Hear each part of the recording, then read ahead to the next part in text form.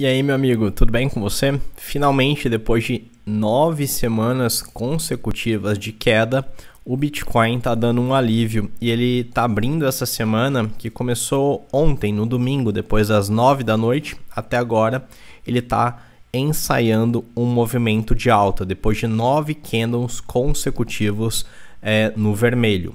Bom, mas vamos adentrar em umas questões um pouco mais profundas da dinâmica da oferta do Bitcoin. Você já deve ter ouvido várias vezes que os fundamentos do Bitcoin estão fortes como nunca, por consequência do criptomercado também. Mas o que são esses fundamentos? O tokenomics do Bitcoin é um dos mais simples de todos de se analisar. A gente tem uma oferta de tokens limitada e para que a gente enxergue se o Bitcoin vai valorizar ou não, basta a gente entender se essa demanda por bitcoins vai aumentar. Se a gente tem uma oferta limitada e uma demanda crescente, a gente tem o aumento dos preços. Mas é claro que para a gente ter uma noção um pouco mais aprofundada, um pouco mais detalhada, a gente precisa entrar em outras nuances da oferta e da dinâmica de bitcoins.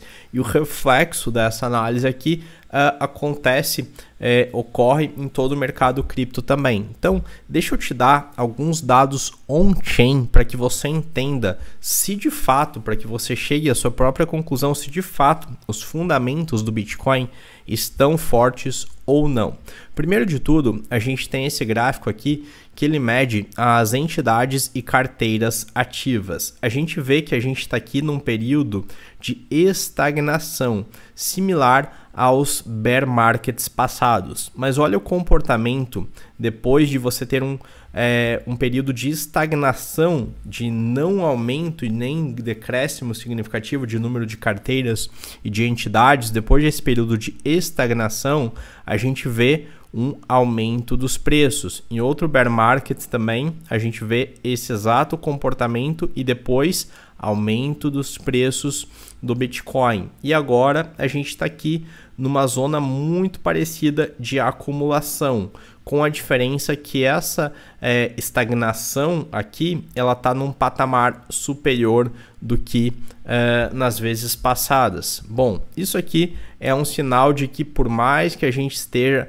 passando por um período de bear market bem sofrido, outras vezes isso já aconteceu e depois de uma configuração parecida com essa, os preços subiram e subiram bastante. Então, pode ser que em breve eles ensaiem uma nova alta. Mas vamos entrar em mais detalhes dessa oferta de bitcoins. Tá, no gráfico anterior a gente viu que a quantidade de carteiras está estável, mas o que essas carteiras estão fazendo? Elas estão vendendo os seus bitcoins ou elas estão acumulando?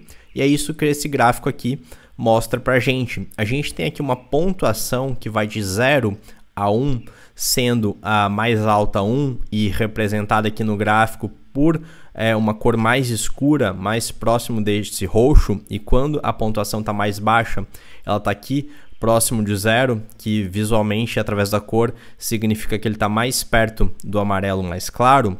Bom, a gente tem essa pontuação que mostra qual é a tendência em que a gente se encontra de acumulação. E para que você entenda esse gráfico, você tem que levar em consideração tanto a pontuação mais baixa ou mais alta, quanto quando essa pontuação aqui ocorre numa tendência de alta, que aqui no gráfico está representado pelos círculos azuis, e quando essa pontuação alta ocorre numa tendência de baixa, que aqui no gráfico está representado por esses círculos verdes, tá legal? Quando essa pontuação está alta numa tendência de alta, cor escura, num círculo, numa região circulada por esse círculo azul.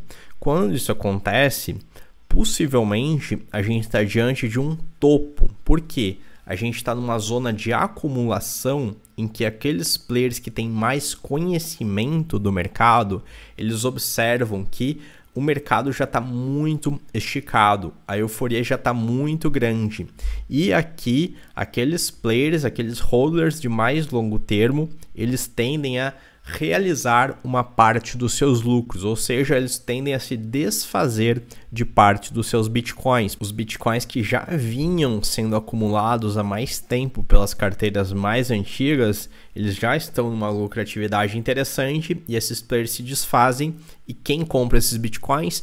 Aquelas sardinhas, aqueles investidores com menos conhecimento que são influenciados pelas notícias de momento, ok? Então, quando a gente tem essa região escura no círculo, tudo indica que a gente está diante de um topo e depois do topo, a tendência é que os preços caiam.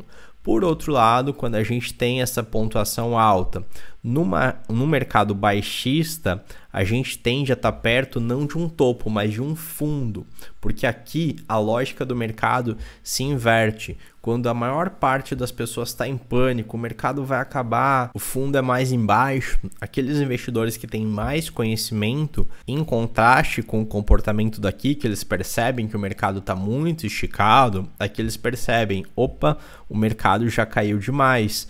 Portanto, aqui é hora de eu comprar novamente. Aqueles investidores com mais conhecimento, com mais experiência, com mais controle emocional, tendem a se desfazer dos seus ativos quando está todo mundo querendo comprá-los. E aqui é a mesma lógica, só que no sentido inverso. Eles tendem a comprar mais quando está todo mundo querendo se desfazer. E nos últimos 10 dias, na última semana e meia, a gente vê que o comportamento ele mudou bastante. A gente teve uma forte acumulação. Esse score atingiu mais de 0,9 numa escala de 0 a 1. E olhe, a gente está com essa pontuação aqui alta numa tendência, como você já deve saber, de baixa. E esse é mais um sinal que indica que possivelmente a gente está diante de um fundo. Portanto, daqui para frente a tendência é que o mercado suba, mas sempre leve em consideração que o mercado é algo complexo e algo dinâmico. Para você basear a sua previsão, para você fazer uma leitura adequada, você não pode levar em consideração apenas um único indicador, e sim um conjunto de indicadores para ter uma análise um pouco mais aprofundada. E é isso que a gente está fazendo aqui, tá legal? A gente está aprofundando cada vez mais a nossa análise. Se você está perdendo dinheiro no mercado, se acostume a ter uma leitura mais profunda, porque os players que têm mais lucratividade são os players que fazem isso. Se você quer entrar no time daqueles que ganham dinheiro, daqueles que acumulam capital em vez daqueles que só tomam prejuízo, não deixa de acompanhar este tipo de vídeo aqui que vai te dar um conhecimento diferenciado, tá legal? Então aqui a gente viu que a quantidade de carteiras está estagnada. Aqui a gente viu qual o comportamento que as carteiras estão adotando, de mais acumulação, de segurar, de não se desfazer. E a gente também avançou entendendo o que isso significa em cada momento de bear market ou de bull market. Só que com a análise on-chain, a gente pode dar ainda um passo mais e entender quais carteiras estão tendo esse comportamento de acumulação. E a gente vê aqui dois tipos de entidades, aquelas que têm menos de 100 bitcoins e aquelas que têm mais de 10 mil bitcoins. A gente vê aqui que logo depois do sell-off, do crash de Luna, que eu já comentei aqui em outros vídeos no canal, essas entidades aqui, elas acumularam ainda mais bitcoins. E também a gente vê um acúmulo não apenas dessas carteiras, mas aquelas que são as baleias, as carteiras que têm, as entidades que têm mais de 10 mil bitcoins. Então, esses dois grupos aqui são responsáveis por esse movimento, por essa tendência de acumulação. E a gente já está quase chegando no final, só quero te mostrar mais esse dado aqui que mostra que a oferta está praticamente insensível ao preço. A maior parte dos detentores de Bitcoin está hoje em dia se tornando